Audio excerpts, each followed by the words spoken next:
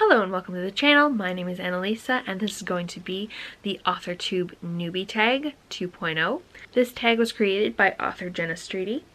And before we get started, I just wanted to acknowledge the fact that usually this time of the month I would be putting out a half wrap-up or a part 1 of a wrap-up for the month, but I have finished no books this month. And there won't be a full wrap-up for the month either because I'm going to be reading vlogs for the last week and a half and then the first week of November. So anything I do finish in the next week, I will just review at the beginning of one of those videos. So I did say I was going to be doing more authorish content on here, and so I thought a great way to start would be with the newbie tag. So the first prompt is, what's your book pitch? And if you have multiple, to pick your favorite. And so I wrote out 2 for my 2 favorites, and then I have chosen the one that makes more sense or is more pithy, and that is the one where at a fire mage's engagement negotiations with a prince, she saves him from assassins. Number 2 is, if you were a book, how would you pitch yourself? I kind of hated answering this question because the option is either to be serious or to poke fun of yourself, and I am very bad at the first option, but I'm also not funny. But I tried to do the second option. So I came up with, a living cliche, the sex-repulsed autistic social justice warrior resides with her parents and 3 cats. Number 3, what do you usually write? Fantasy. I've just started writing romance, and now all 3 of my current stories have romantic elements to them, but for all my life before that I wrote fantasy that had maybe little romantic side plots, but that were majority fantasy. For a long time that was my favorite thing to read, but as I've gotten older I've gotten more into romance and discovered what a lovely genre it is, and especially fun when it's mixed with my other favorite being fantasy. So 2 of them are fantasy romances. So number 4, what's something you'll never write?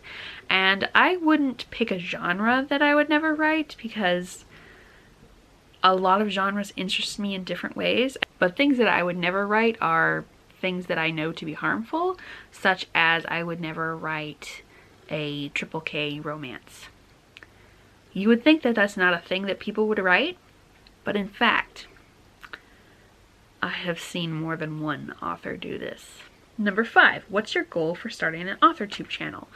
Writing and publishing journey is a fairly big part of my life, so I want to have an outlet to talk about it. And also, I do want to get more comfortable promoting myself, especially to people I kind of know or who are my friends, so that I won't be so nervous when it is time to publish these books to be doing that. And while there are a fair amount of accounts that are mainly booktube accounts where the person making it is also an author, I would like to connect specifically to a few more authors, especially indie authors, but trad authors as well, and make more friends. Number 6, what made you want to start writing? Lord of the Rings and a game called Fate. It's a pretty old game now because the second one came out when I was like 8 years old, so the first one came out a while before that. Fate is a role-playing game, and you get to design your character, go on adventures in a dungeon. It's a dungeon crawler type.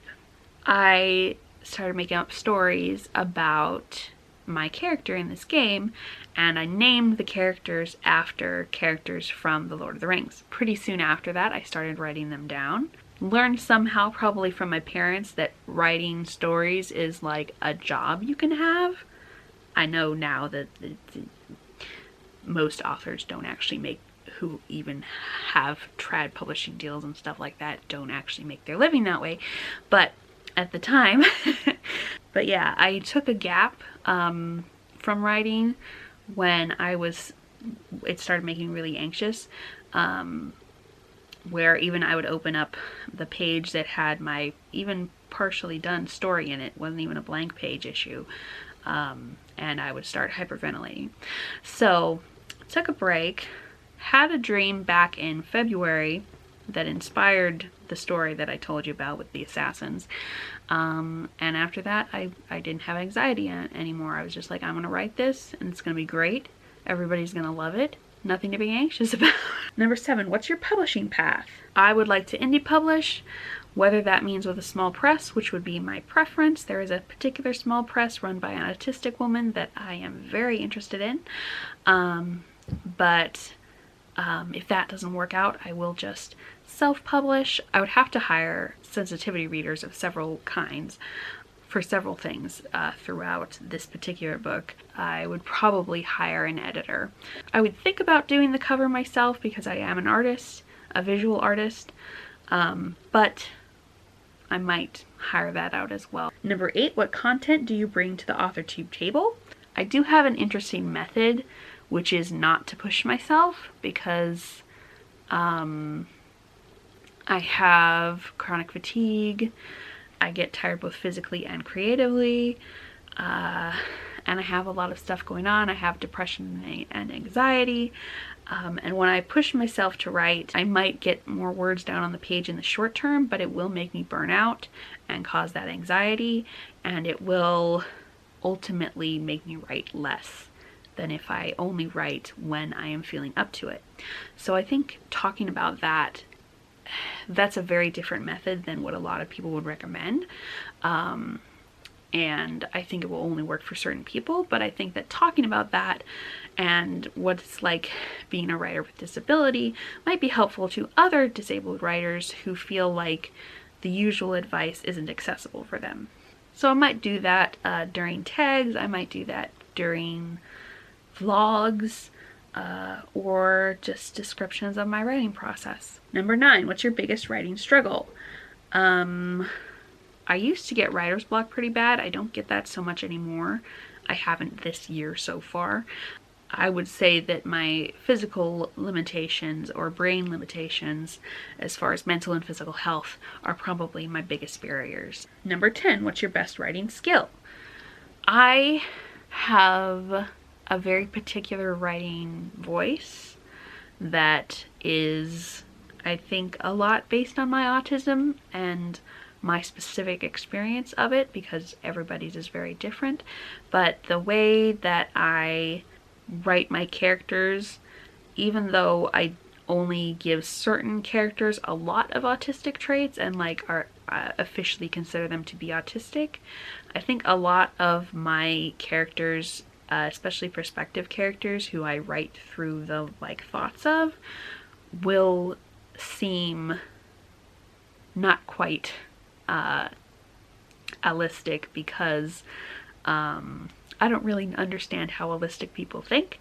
I can see how they act and I can observe that, and I've read a lot of books from the perspective of non-autistic people, but a fair number of those books I'm like, you're being so illogical. Be logical. And so a lot of my characters are logical a lot of the time, logical from my point of view, which is of course is different, because of course even Vulcans argue amongst themselves because they believe different things are logical. Yeah, I think my writing will have a particular flavor when people read it, and hopefully it will be an enjoyable flavor. I like to read back what I've written nowadays. I used to hate my own prose. Now I like it. And then choose between questions 11 and 12 if you've been on YouTube for a while, or if I'm new to it. And I've been on YouTube for a long time, not Authortube specifically, although I've watched a few Authortube videos. My biggest YouTube tip in general is, if you do it for the views and for the building of a platform from which you can market yourself or your books, you're going to have to do a lot of things that you don't enjoy necessarily. And you're gonna have to be clickbaity and not genuine a lot of the times, unless you are genuinely the type of person that gets views, which some personalities do because they're very attractive and enjoyable personalities. Like Dan and Phil, for example, have always created what they love to make. but what they love to make happens to be what people wanted to watch, and they have such enjoyable personalities that lots of people joined in just for the personalities and don't care what type of content those two create. But if you don't happen to have a very charismatic personality and you don't enjoy doing clickbaity things, and you don't enjoy other things that bring a lot of views, like hate reading things. Reads for Rachel, for example, is pretty popular. She enjoys hate reading books. And a lot of people enjoy watching that type of content. But she doesn't do it only for the views, although she does do a couple of things to like advertise herself as best she can. She genuinely enjoys making that content. And reading books for the purpose of critiquing them.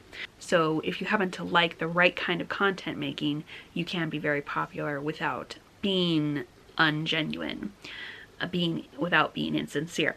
But for a lot of us, we're gonna stay small, and that's okay. Even if you are very small, you can meet friends. And ultimately, real friendships are very valuable, even if a larger fan base would be more helpful in keeping food on the table. Number 13, are you looking for any new channels to follow, betas, CPs, or other types of writer buddies? I would love to have a critique partner who is writing the same genres as me and who also has rejection sensitivity dysphoria, because that way we can both word our critiques of each other's works in really gentle ways that are couched specifically for someone who has RSD, because I always try to do that when I'm critiquing other people, but that doesn't necessarily help people who don't have RSD, because if you're not firm enough in your critiques, they might just toss it away and not think that it matters and think that you don't feel strongly about what you've said. But if you critique flatly and with a lot of force to someone who does have RSD, that will hurt their feelings really badly and will possibly paralyze them from writing, and possibly also make them never want to talk to you again. So it would be great if I could find somebody else with RSD.